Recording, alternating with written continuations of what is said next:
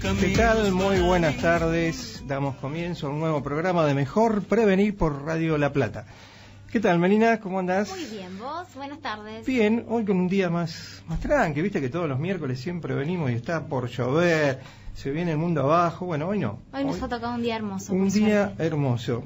Tengo que comentarte algo con respecto al programa anterior.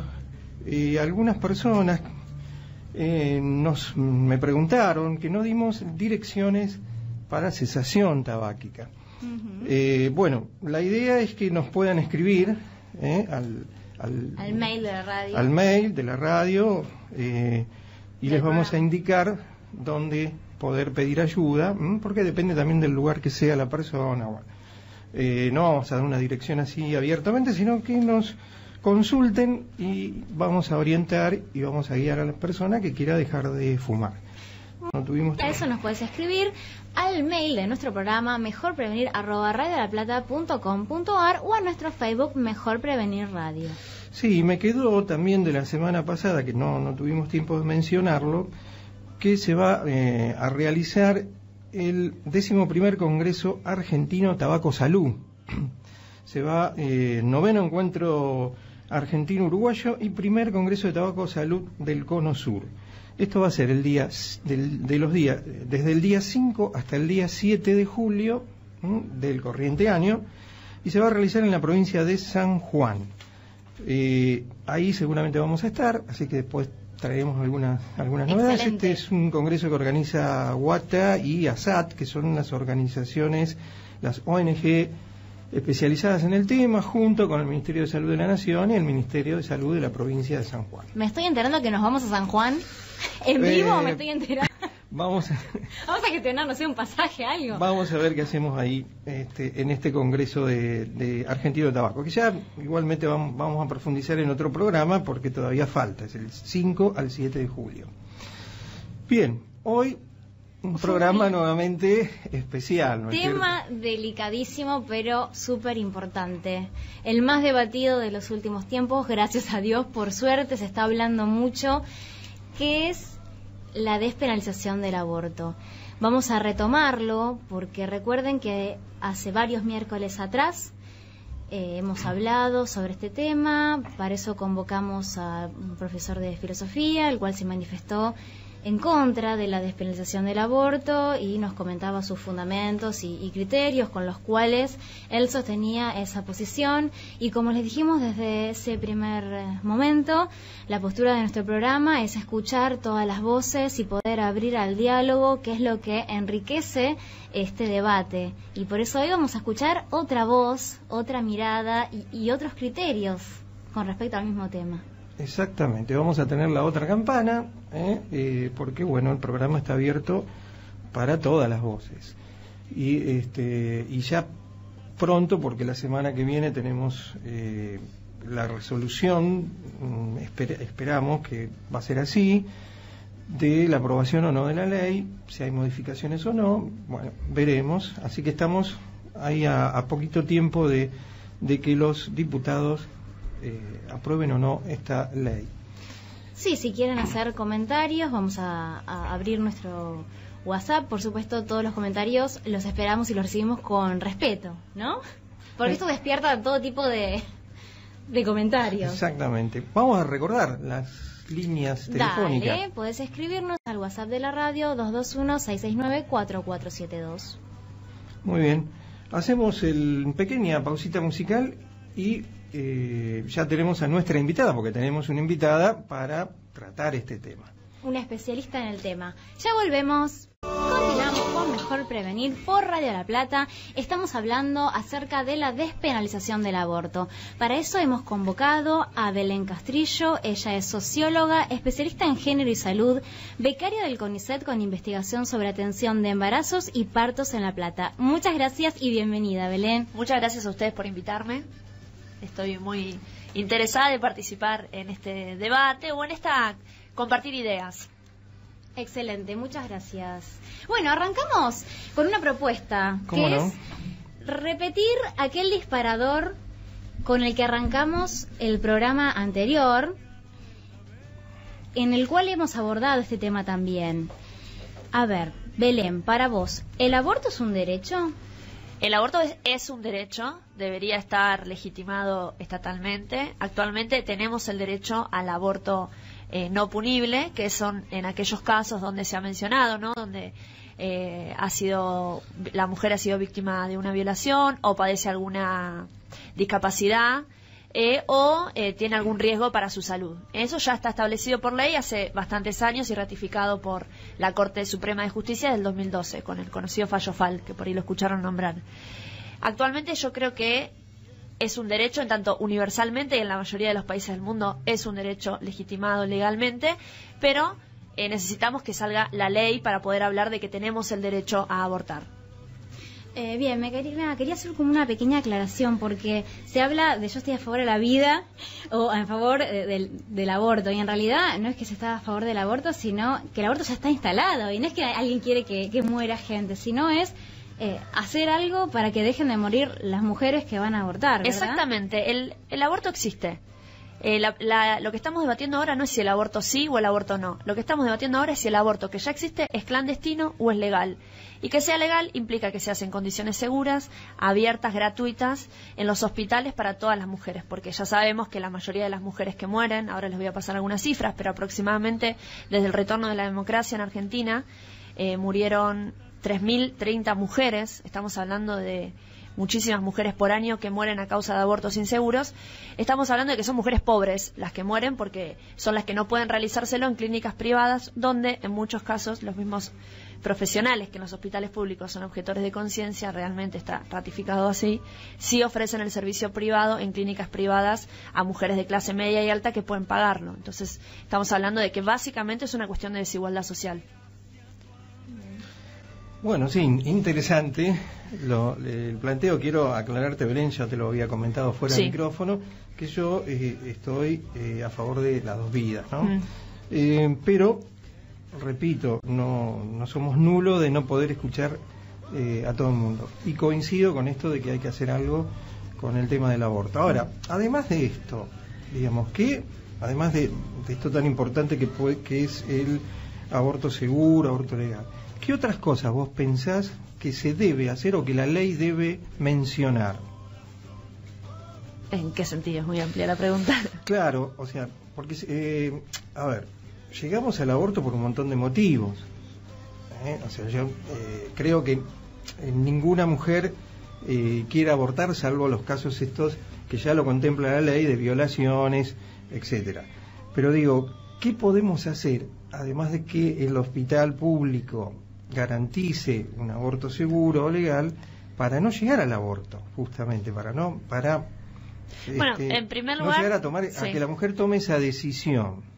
Bueno, en primer lugar, te puedo decir que hay mujeres que sí abortan porque quieren, pero más allá de eso, estamos hablando de que, así como dice la campaña del aborto, el pañuelo verde que tengo puesto lo dice, la campaña legal por el aborto, que ya existe hace bastantes años en Argentina, más o menos 12, si no me equivoco, dice que primero tenemos que tener educación sexual integral en las escuelas, tenemos que tener acceso a anticonceptivos y finalmente el aborto como para no morir, el aborto legal para no morir. En este sentido te digo que podemos hacer muchas cosas. Por ejemplo, empezar a responsabilizar a los varones en la cuestión de los anticonceptivos, empezar a hablar de vasectomía. De los 21 métodos anticonceptivos que considera la OMS, solo 2 son para los varones. El resto tienen que ver con la intervención completa en los cuerpos de las mujeres. Digo, las que tomamos pastillas anticonceptivas y tenemos la obligación, y si nos olvidamos es nuestra culpa, somos las mujeres, las que nos ponemos el DIU, el chip, el implante, no me sale el nombre del otro, que es como el espiral, digo, la mayoría de los métodos anticonceptivos, estoy hablando de 19, de 21, están hechos y encargados a las mujeres. Digo, hay una completa responsabilización de las mujeres que incluye una culpabilización después si el método no funciona.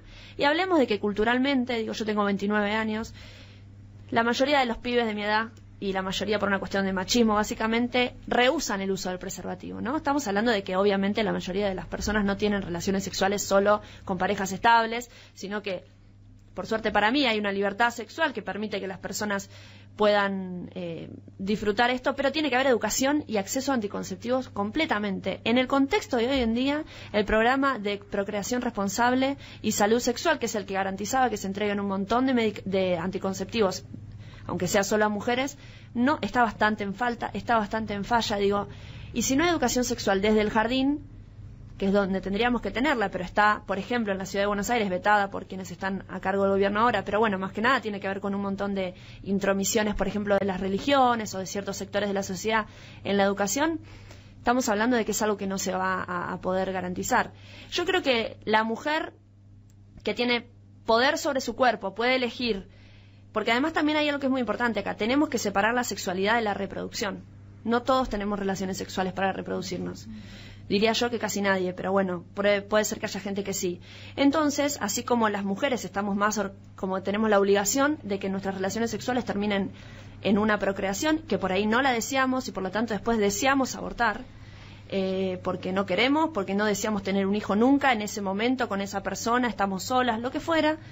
Me parece que también tenemos que tener en cuenta esto, ¿no? De la obligación a la educación, el acceso a métodos anticonceptivos. Y bueno, y agradezco también, ya que dijiste, que me dijiste recién que estabas a favor de las dos vidas, que agradezco que me inviten, sabiendo cuál es su concepción, que me inviten a participar, ¿no? Y en este ámbito de respeto, donde me parece que está bueno compartir las ideas. Sí, además me haces pensar, bueno, como mujer, no se me salen un montón de cosas, pero sin quedar embarazada ya hay un mandato dando vuelta que tenés que ser mamá. Sí. Y vos te realizás como mujer cuando sos mamá, cuando en realidad una mujer puede ser un montón de otras cosas. Y también está rondando si soy mamá, prácticamente dejo de vivir, porque mi prioridad pasa a ser el bebé y dejo de existir para un montón de otras cosas. Si vos podés ser mamá, trabajadora, amiga, mujer, amante. Exactamente. Bueno, yo me especializo como becaria doctoral del CONICET. Hace 6 años que investigo sobre la atención de embarazos y partos, ¿no? Investigo mucho los mandatos que hay sobre las mujeres a la hora de tener hijos. Particularmente yo elegí estudiar a las que quieren tener hijos. Y bueno, y hay un millón de mandatos, tanto de las mujeres, desde, no sé, cómo tenés que criar a tu hijo, si tiene que dormir con vos o no tiene que dormir con vos, hasta desde las instituciones médicas y del Estado y de un montón de lados de cómo tenés que cuidar a sus hijos y demás. Pero bueno, nos estamos yendo. Sí, bueno, mencionábamos hoy que, bueno, vos sos especialista en género y salud y además sos integrante de la Cátedra Libre Aborto, un problema de salud pública que pertenece a la Facultad de Ciencias Médicas, ¿verdad? Exacto, como Cátedra Libre es está aprobada por el Rectorado de la Universidad Nacional de La Plata, se da en la sede de la Facultad de Medicina y nos pareció muy importante que se haga ahí porque de aborto hablamos en la mayoría de las facultades, sobre todo la mía yo soy de la Facultad de Humanidades. En Humanidades, en Periodismo, en Psicología, estos temas están a la orden del día, por suerte. Pero en facultades más como Derecho o Medicina, que casualmente fueron las dos universidades que no firmaron el protocolo, la presentación del proyecto, aprobando su presentación, ¿no? No dieron el aval, digamos, lo estaba diciendo muy raro. Es muy importante para nosotros simbólicamente estar ahí, sobre todo porque quienes atienden y asisten y acompañan los abortos son los y las profesionales de la salud. Esto nace me parece importante que cuando hablas de género y salud está todo muy relacionado, ¿no? Por eso yo cuando le respondía a él le decía, le hablaba un poco de los métodos anticonceptivos y todo esto. La mayoría de esto tiene que ver con el machismo y la sociedad patriarcal, me parece que un poco lo hablaron, pero les cuento que la cátedra nace a partir de que el verano del 2017 un femicida asesina a Emma, una estudiante de medicina, en Punta Lara. Sí, la recordamos. Exactamente. Bueno, sus compañeras generan la Secretaría de Género en la Facultad de Ciencias Médicas. Emma era estudiante de Ciencias Médicas, de Medicina. Se le dice Ciencias Médicas porque incluye también a, enfermería, obstétricas y todo, exacto. Pero estamos hablando de la Facultad de Medicina para los que lo conozcan. Y entonces ellas generan esta Secretaría de Género para empezar a pensar un poco estas cuestiones de la desigualdad de género que nos atraviesan a todas, pero que quienes somos víctimas somos las mujeres, como en el caso de Emma que murió, pero las que mueren por abortos y, bueno, las víctimas de violencia, ¿no? Y entonces ellas lo que deciden es hacer primero una charla sobre el aborto, porque empiezan a darse cuenta de que este tema no se trabaja durante toda la currícula de la formación médica de medicina. Y esto es grave, porque el aborto es un problema de salud, ocurre sobre nuestros cuerpos, así sea un aborto terapéutico, o sea, porque tu bebé está mal formado, o tenés un problema de salud grave, o fuiste víctima de una fiebre. Digo, cuando es legal incluso, no está como explicado como el aborto, la cuestión práctica profesional sobre el aborto, ¿no? Entonces ellas deciden hacer una charla el año pasado, donde yo me acerco a participar como interesada en el tema. La verdad que explotó la Facultad de Medicina y deciden ahí empezar a pensar la idea de hacer más una cátedra, algo más a largo plazo y empezar a ocupar ese espacio en la Facultad de Medicina, donde históricamente la construcción de la currícula de medicina fue llevada a cabo por grupos más que socialmente se conocen como pro vida y nosotros les decimos antiderechos. Lo que voy es a que se presenta el plan en el rectorado lo aprueba y bueno, y se comenzó a planificar, estamos desde el principio de año planificándola y el 3 de mayo se hizo el primer encuentro. Te cuento brevemente, la cátedra tiene 7 encuentros. En el primero hablamos un poco sobre cómo el aborto es un problema de género, ahí estuve yo con otras compañeras, psicólogas, militantes feministas, mujeres que están en la campaña por el derecho a decidir, médicas. Después hubo un encuentro para hablar un poco de la cuestión epidemiológica del aborto en Argentina, los datos duros, todo esto. El tercer encuentro, que fue el jueves pasado, fue sobre la cuestión legal. Y ahora vienen 3 encuentros, el 4, 5 y 6, sobre lo práctico de cómo se realizan los abortos en La Plata, porque se realizan abortos por, en este caso, los abortos no punibles, ¿no? Lo que les conté de violación, estos 3 casos. Cómo se realizan en la práctica, porque es algo que no les enseñan digo, cómo se aplica el misoprostol, que es la droga, digo, es necesario saberlo por si tenés que garantizarle el derecho a una mujer que hoy tiene la cobertura legal por este artículo, ¿no? Y cómo se realiza esa práctica, va a haber un encuentro sobre anticoncepción y finalmente un encuentro sobre mi cuerpo, mi decisión, algo más grupal y colectivo para cerrar un poco la experiencia. Me parece que es muy interesante, digo, yo estuve en el primer encuentro, fue algo histórico, se abrió el aula magna después de muchísimos años para una actividad que no fuera la entrega de diplomas. Fue muy emocionante para los que estábamos ahí y me parece que hay como una avidez, como una necesidad de hablar estos temas en la Facultad de Medicina, así como en todos los espacios, ¿no? Recién estábamos acá en la puerta y se estaba hablando en el otro programa y me parece que hay como una necesidad de opinar, pero me parece que también hay que escuchar, hay que opinar a veces en algunos temas, ¿no? Y me parece muy saludable por eso este tipo de encuentros. Bueno, bárbaro. Vamos a hacer una tandita, Dale. pero antes damos de vuelta los teléfonos. Dale. Puedes escribirnos al WhatsApp de la radio 221-669-4472. Bueno, enseguida continuamos. Ya volvemos. Bueno, y ya estamos de nuevo en Mejor Prevenir. Llegaron algunos mensajes, Melina. Sí, vamos a leer un mensaje que me parece muy importante, que es de Julieta. Julieta nos escribe y nos dice: desde la Facultad de Ciencias Médicas defendemos una formación integral, en la que queremos visibilizar las problemáticas sociales actuales, por más tabú que se consideren. Nos entendemos como mujeres que quieren tener pleno acceso sobre su cuerpo, y no podemos aceptar que abortar sea un privilegio de clase. Hoy en día en la Argentina, las mujeres con recursos abortan en silencio y las pobres mueren o quedan con secuelas físicas graves. Como futuros trabajadores de la salud, nuestra conciencia está puesta en ser garantes de derechos. Muchísimas gracias, Julieta. Muy bien. Belén, yo te quería preguntar, porque hablamos de el valor de la vida en la mujer, y ¿qué pensás vos del bebé que tiene la mujer gestando? Sí, bueno, en primer caso diría que no es un bebé, sino que es un embrión o un feto o un grupo de células. La verdad es que es difícil responder esa pregunta porque no hay consenso ni moral, ni científico, ni filosófico, ni ideológico, ni político, ni social, ni cultural, ni todos los sinónimos que quieran de cuándo empieza la vida. Digo, así que realmente en Argentina, por lo menos, la vida empieza, supuestamente, según la ley, en la concepción, pero se llama el producto de la gestación, empieza a ser considerado persona cuando nace y empieza a tener derechos. En lo particular, yo creo que en ese caso, si nos centramos en ese espacio, sí creo que se corre un poco el debate. Yo no te podría responder. ¿Yo qué opino? Opino que la vida que más me importa es la vida de la mujer.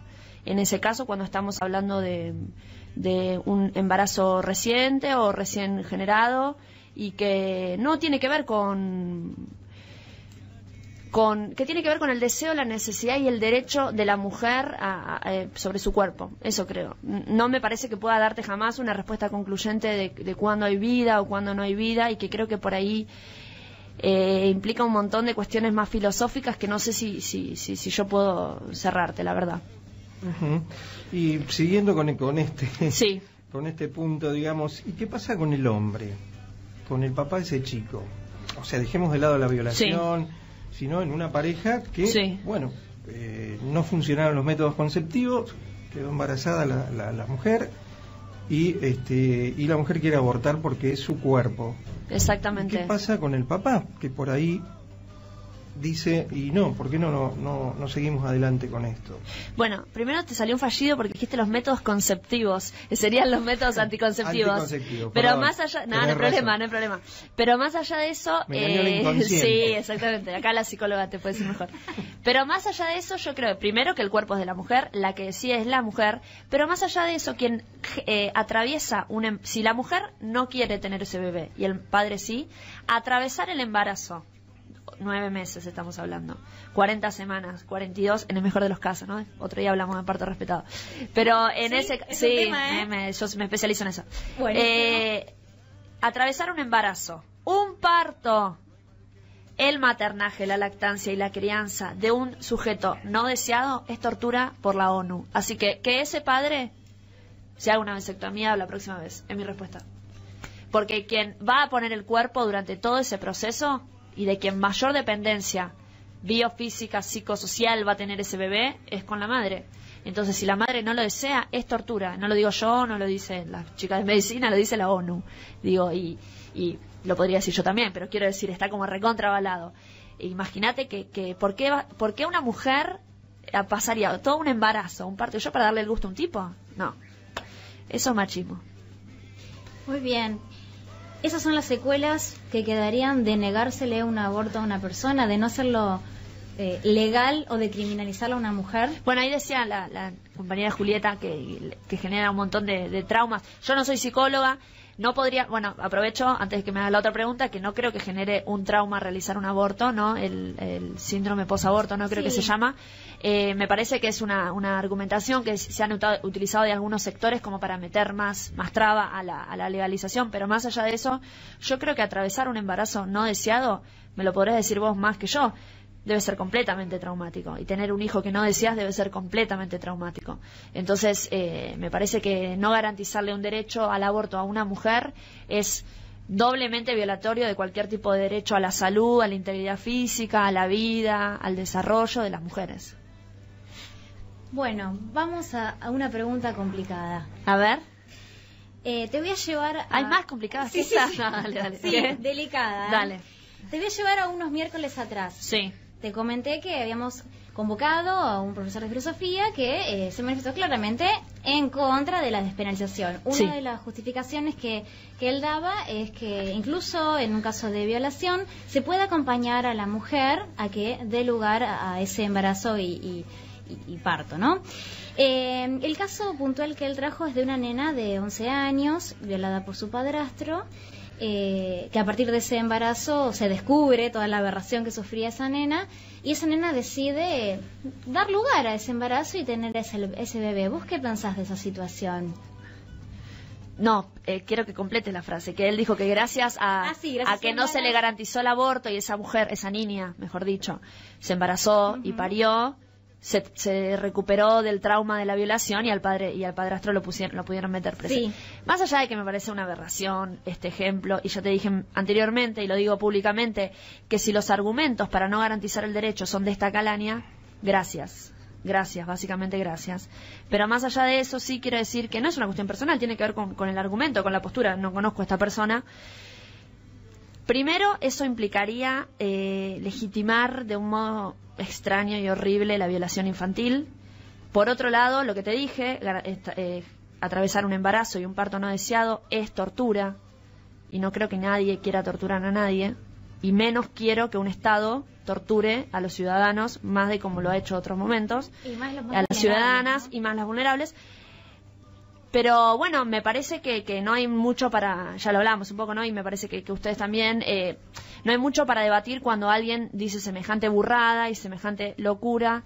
Me parece que si una niña es víctima de violación, no sé hasta qué punto una niña puede... ¿Sabías que una niña menor de 14 años no puede decidir tener el consentimiento para tener relaciones sexuales? Así sea con un novio.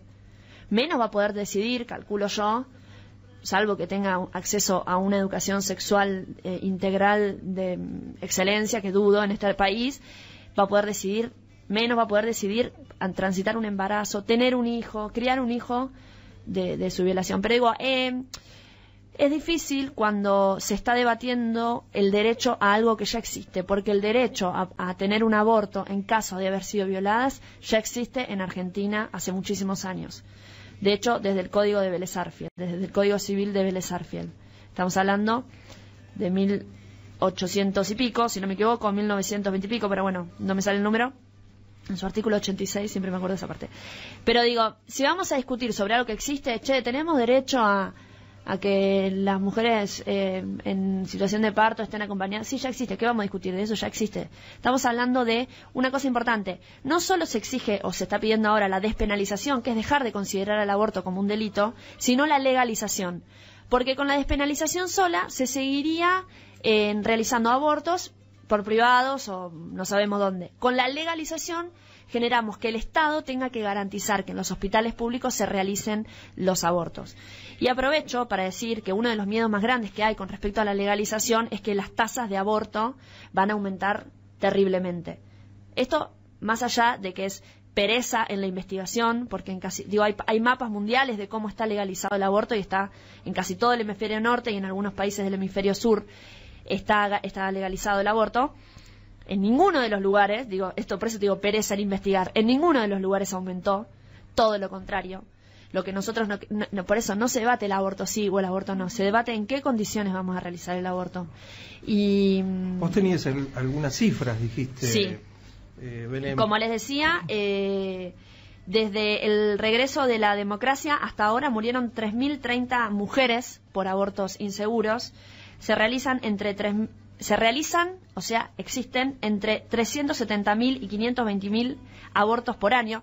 Claramente los registros no son oficiales, porque los abortos son clandestinos, pero se tienen en cuenta en base a estimaciones que se realizan por las mujeres que llegan al hospital con hemorragias por haberse realizado abortos inseguros, ¿no? Me parece importante decir que las mujeres se meten perchas, se meten perejil, se dan golpes a sí mismas para poder, agujas de tejer para poder abortar. Si eso no es desear abortar, no sé qué sería desear abortar, generar ese nivel de búsqueda para dejar de tener ese embrión, porque ni siquiera creo que una mujer que aborte considere que eso que está adentro de su útero es vida. Más datos, perdonen, por ejemplo, de las muertes maternas, 2 de cada 10 de las mujeres que mueren por causas directas de muertes maternas son por abortos inseguros. En 2013, 49.000 mujeres se internaron en hospitales públicos por problemas relacionados con el aborto, o sea, 135 mujeres por día en Argentina durante el 2013, porque los datos lamentablemente son así extraños, pero bueno. Esto que estoy leyendo es un informe de ELA, que es el Equipo Latinoamericano de Justicia y Género. 2 de cada 10 tenían 19 años o menos, 3 de cada 10 tenían entre 20 y 24. Los datos de que existen abortos están a la orden del día en todos los hospitales públicos. Aprovecho para retomar algo que me había preguntado él sobre la objeción de conciencia. Ilegalmente, en la ciudad de La Plata, los servicios más grandes de ginecología, por ejemplo, en el Hospital San Martín, la jefa de servicio se declara objetora de conciencia y como la mayoría de sus médicos también, todo el servicio es objetor de conciencia. Esto es gravísimo porque no se está garantizando un derecho que ya existe. Eso es delito. Si seguimos pensando que las mujeres que abortan cometen delitos, ¿cómo podemos permitir que el Estado, en un hospital público, siga garantizando el delito, que no se garantice el derecho que ya existe? A los profesionales que... Primero, ¿quiénes son las primeras penalizadas? Las mujeres que abortan. ¿Quiénes son muy poco penalizados? Los y las profesionales que ayudan a esas mujeres a abortar. ¿Quiénes no son penalizados? Los profesionales que no garantizan el derecho a abortar de las mujeres que sí tienen derecho por la ley ya existente. ¿De qué estamos hablando? De que en los hospitales públicos de la Ciudad de La Plata ninguna de las niñas de 11 años que fueron violadas, porque estamos hablando de esos casos, niñas como por ejemplo en Salta, hace poco, después de muchas presiones, el gobernador Urtubey tuvo que decir, bueno, vamos a adherir al protocolo nacional para atención al aborto no punible, cuando una nena de 11 años había sido violada, tenía derecho al aborto y no se lo quería garantizar el Estado, él, un varón, él solo. Estamos hablando de que ya en la situación en la que estamos ya se cometen locuras. Entonces, tenemos un Estado de Derecho, por suerte, que garantiza un montón de cosas. Y de vuelta, lo que tenemos que garantizar es que el aborto que ya existe y que va a seguir existiendo. Y como dijo alguna de las mujeres que habló en diputados, si diputados y senadores no legalizan el aborto, son responsables de todas las muertes de mujeres por abortos clandestinos que haya de ahora en adelante. Porque es hacer ojos ciegos a una realidad que existe. Mirar por el otro lado. Exactamente. Bueno, concreta. ¿Qué invitada trajimos hoy? De lujo. ¿Qué invitada? Bueno, Meli, damos los medios de comunicación de nuevo. Hacemos una última pausa. Sí, sigan escribiendo. Hasta las 19 estamos acá con Belén Castrillo. Pueden escribirnos al WhatsApp de la radio 221-669-4472. Hacemos una pausita y ya volvemos. Continuamos con Mejor Prevenir por Radio La Plata.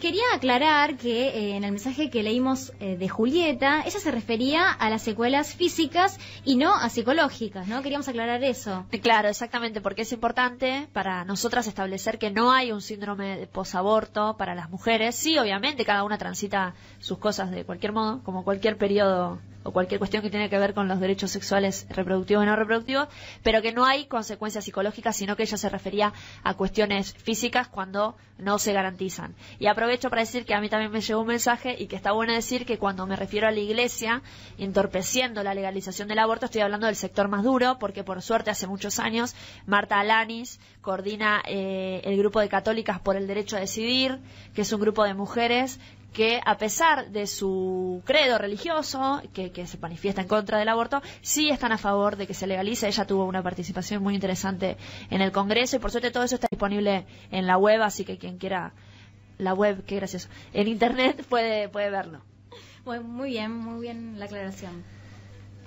Bien, ¿y qué pensás, Belén, que va a suceder la semana que viene en el Congreso? Bueno, yo soy socióloga, así que yo miro las cosas un poco más macro y te digo que yo creo que se va a legalizar el aborto porque es necesario tapar algunas otras cosas que están pasando socialmente. La verdad es que lo que es una lectura más amplia. Y claro, por eso, porque tengo que inventar otras cosas. Pero de todos modos no creo que el aborto si hacemos una lectura más política, porque es necesario hacerla. El aborto no lo consiguió Macri, jamás lo consiguieron las feministas que vienen hace 1000 años y venimos hace 1000 años luchando por esto.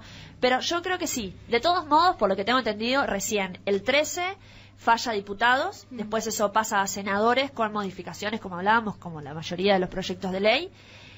Y finalmente después del Senado puede volver a venir a diputados para alguna modificación. Así que estamos como en una... No creo que sea... Que se defina el 13. Exactamente. De todos modos, el proyecto, la campaña nacional por el aborto a decidir...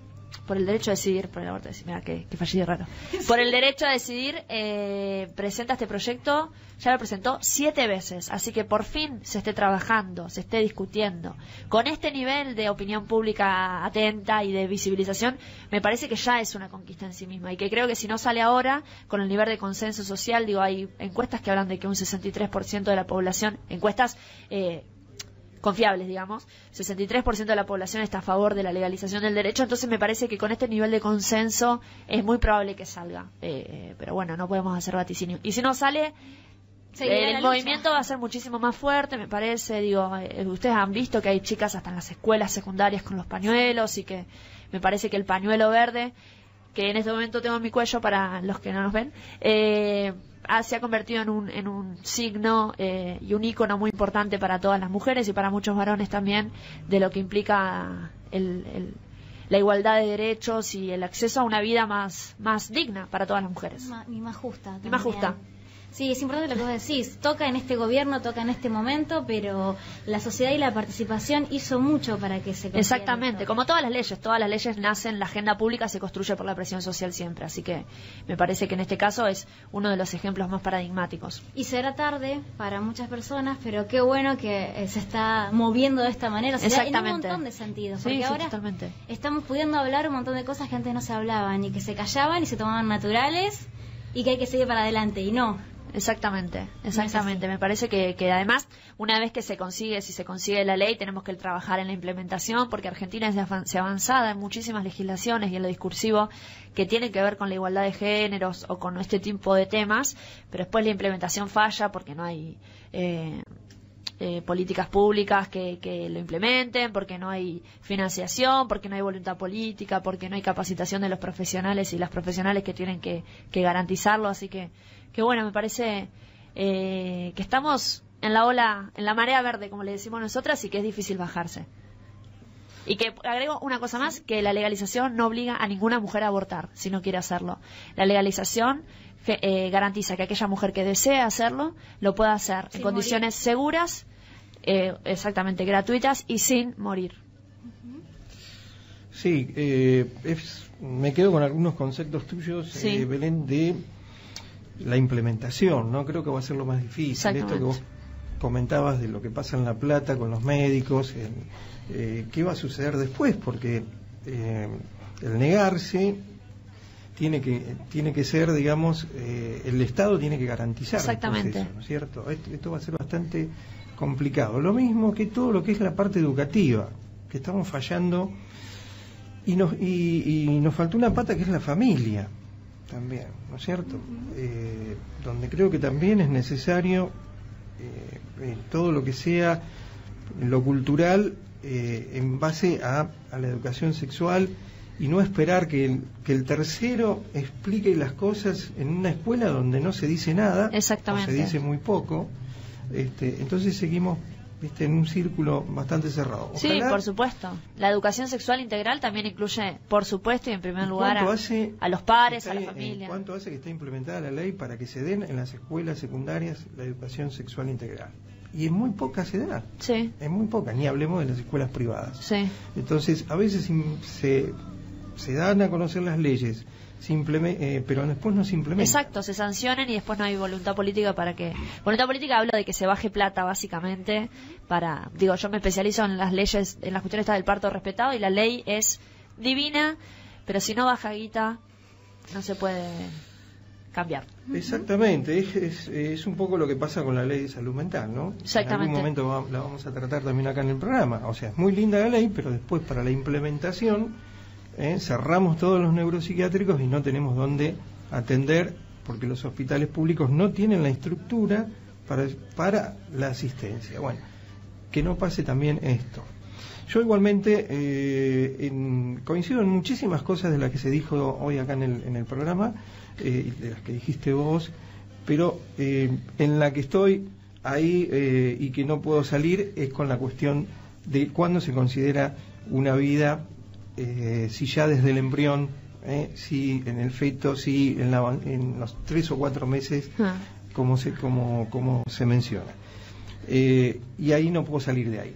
Me parece Entonces, perfecto. Es como totalmente. Que, más allá de la cuestión religiosa, digamos, es una convicción tuya.